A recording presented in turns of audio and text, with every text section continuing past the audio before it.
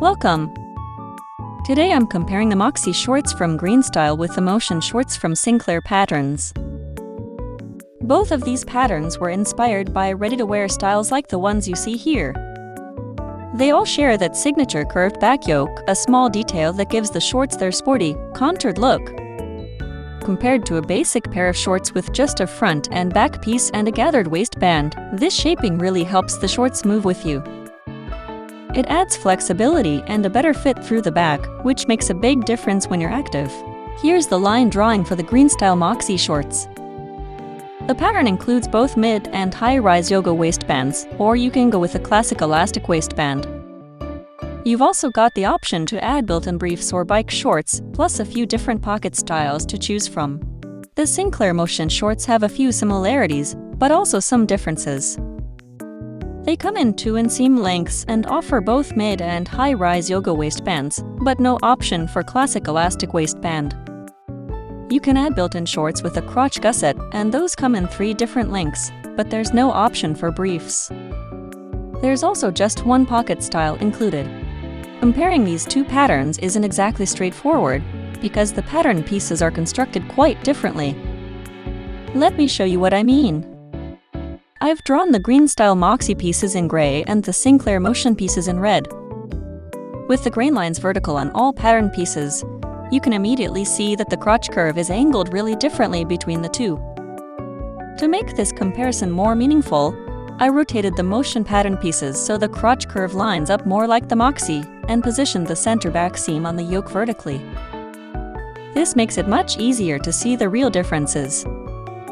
Right away, you can see that the hems have completely different shaping and contouring.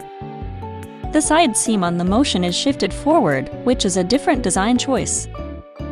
The front crotch curve is longer on the Moxi, while the back crotch curve is about the same on both. And the front crotch rise on the Motion is definitely higher.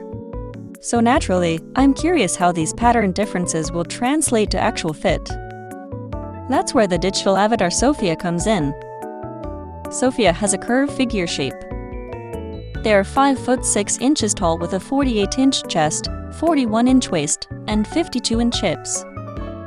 For this comparison, Sofia will be wearing a size L Moxi and size 24 Motion. Sizes that should be equivalent based on the sizing charts. Before we dive into the fit analysis, let me talk about fabric choice. Both patterns can be made from various fabrics, but they recommend using a stretch woven, which makes sense for activewear. For this digital version, I've used a recycled polyester spandex fabric that's 97% polyester and 3% spandex. At 110 grams per square meter, it's a lightweight fabric that should move well. For the waistband, I've used a heavyweight 2x2 rib knit made from 95% cotton and 5% elastane. This gives us that nice, substantial waistband feel you'd expect from quality activewear. Time to get technical. Drawing the vertical drape line is a bit different on shorts with such a small inseam. If you've watched my other videos or read my ebook, you know my usual approach is to draw the drape line from the middle of the hem at the ankle up to the waistband on patterns with a side seam. I then adjust my patterns so the middle of the knee line is bisected by the drape line. But here's the thing, since these shorts don't have legs to drape, those rules don't really apply. On my digital avatar, I placed the vertical drape line where the body mark is at the top of the thigh. If I were doing this on myself, I would draw the drape line where the laser level hit. The crotch line is another interesting challenge. Normally, I would draw it at the bottom of the crotch curve, but as you'll see with the Motion pattern, that doesn't work well. The alternative is to draw it at the top of the crotch curve, though I find that location a little less obvious to identify, which is why I don't tend to use it. If the horizontal crotch line was balanced, it would be straight across the front and sides and would dip down only a little in the back. That small dip just means there's sitting ease built into the pattern, which is what you want. However, that's not how the crotch line looks on the Moxi shorts. Instead, it looks like a roller coaster going down and up and down. I found drawing the vertical drape line and horizontal crotch line much easier on the Motion pattern pieces. And when you view them on Sofia, you can see that the horizontal line is far more parallel with the floor, with just that small, appropriate dip in the back for sitting ease. From a technical fitting perspective, this is better. Let's look at a side-by-side comparison of how these actually look on Sofia. The Moxi definitely have a closer fit across the back compared to the Motion.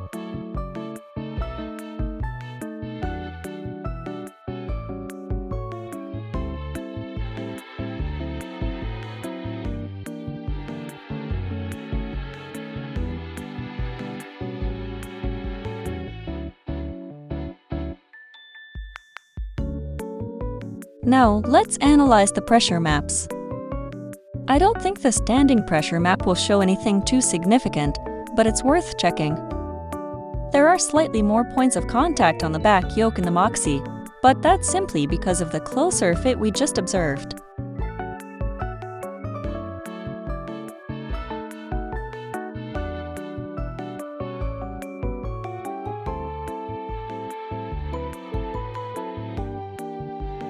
The sitting position probably doesn't show much either, though I think the Moxi look a little more constrictive.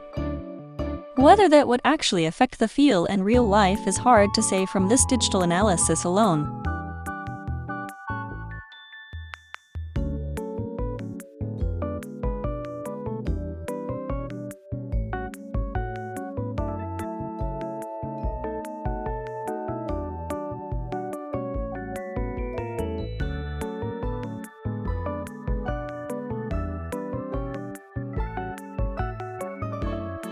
The seated pressure map does verify that the Moxi are indeed snugger when you look at the side and back views. This confirms what we could see visually.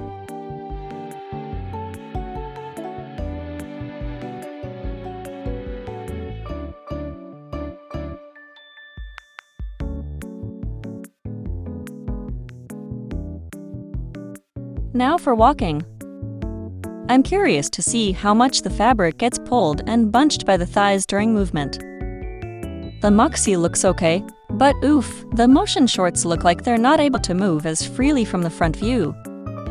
You can see the thighs are bunching up the fabric, which suggests the fit might be interfering with natural movement.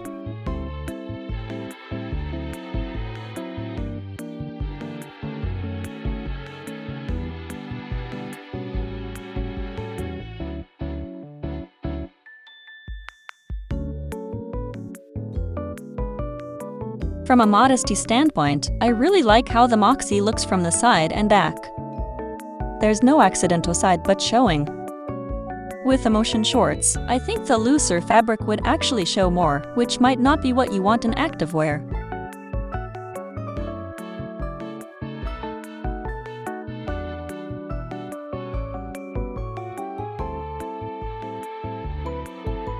These shorts, although they look similar on paper, actually look quite different on Sofia.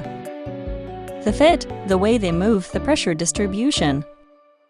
I think I'll need to test out both patterns on my own body to really understand how they move and fit in real life, because sometimes what you see digitally doesn't tell the complete story.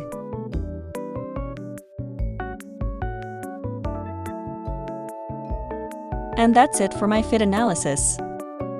Thanks for watching my video. Don't forget to like, share, and follow for more virtual renderings of sewing patterns.